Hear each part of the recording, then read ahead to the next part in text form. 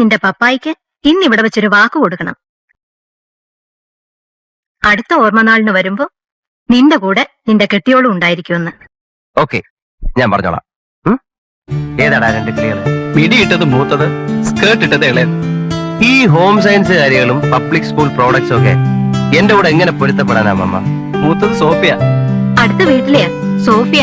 കാലത്തെ കണ്ടു. അതെപ്പോഴും അങ്ങനെ അടങ്ങിയിരിക്കേയില്ല. ഈ പെണ്ണൊറ്റയ്ക്കാന്നോ ഈ വീട്ടിലെ പണി മുഴുവൻ എടുക്കുന്നത്? അച്ഛൻ്റെ പണിക്കാരി അവൾ അപ്ലൈ ചെയ്തിരിക്കുന്നത് നിനക്കറിയാവോ? എന്ത് ജോലി ആവട്ടെ, അവൾക്ക് ചെയ്യാമെന്ന് തോന്നിയോണ്ടല്ലേ അവൾ അപ്ലൈ ചെയ്തത്. അങ്ങനെ എവിടെയെങ്കിലും ഒക്കെ പോയി എന്തെങ്കിലും ഒക്കെ ചെയ്തിപ്പോ ജീവിക്കണ്ട.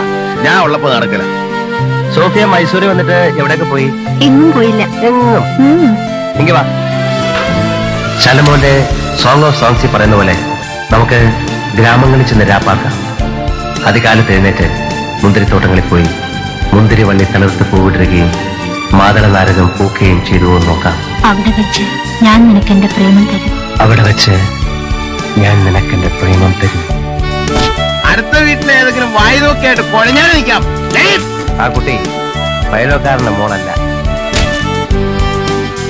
അവളുടെ അപ്പം വേറെ.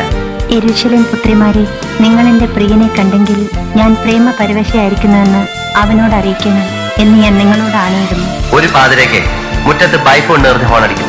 ഇറങ്ങി വരണം. സോഫിയ, നീ വിചാരിച്ചു ഞാൻ തിരിച്ചു വരികില്ലാന്ന്? ഞാൻ അവളെ കൊണ്ടുപോയില്ലാന്ന്. അങ്ങനെയാണെങ്കിൽ കൊണ്ടുവരേണ്ടത് ബൈക്കല്ല, ആ സാൻഡ്രലാറിയ.